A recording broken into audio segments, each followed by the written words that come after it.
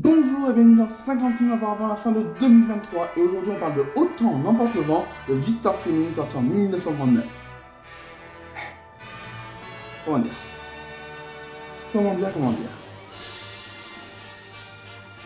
J'ai pas aimé, j'ai vraiment pas aimé.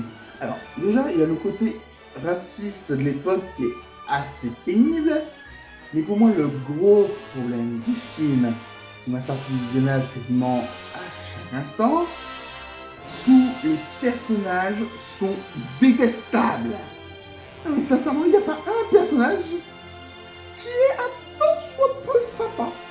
Sincèrement, non, aucun.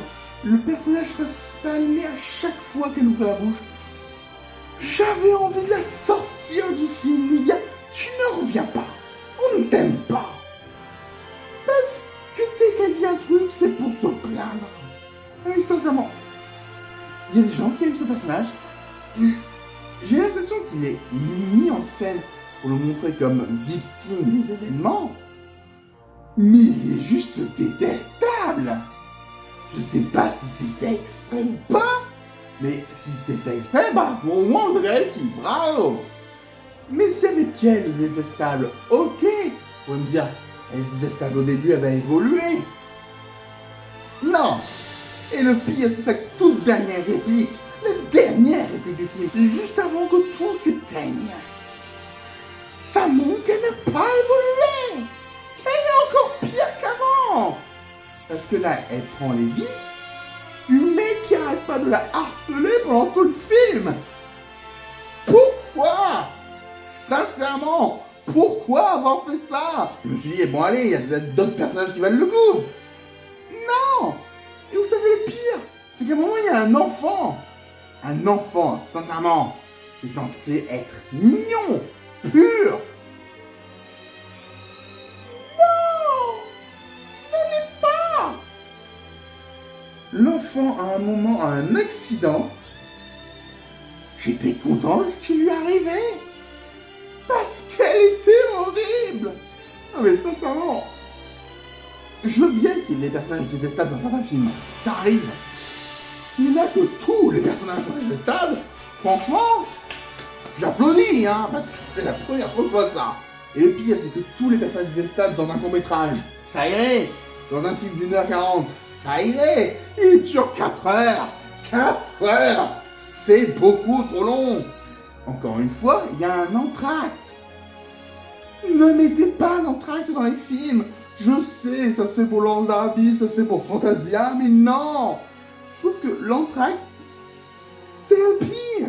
Et encore, le film prend vraiment pour des cons en plus, parce que il nous met bien musique d'intro, entracte, musique de fin. On peut comprendre, hein. Enfin, oui, en 1939, les codes cinématographiques étaient pas les mêmes qu'avant, c'est sûr. Mais on peut comprendre, on n'est pas con. Tu dis entracte à la limite, ok, je veux bien comprendre. Mais musique d'ouverture, ah oui, c'est le début du film, c'est normal. Musique de fin, bah oui, c'est la fin du film, c'est normal. Mais c'est un générique même. Sincèrement, ce film, je l'en verrai pas. On peut dire tout le bien qu'on veut de lui. Hein, c'est l'un des films qui a rapporté le plus au box-office. Ce n'est les meilleures entrées au box-office. Mais je comprends pas. Il est juste détestable. Dites-moi en quoi ce film est bien. Dites-moi en quoi les répliques, je n'en ai rien à faire ma chère. Et, bon, de mettre un autre jour, sont au panthéon des répliques de films de cinéma. Sincèrement, il paraît que c'est parmi les meilleures répliques. Non.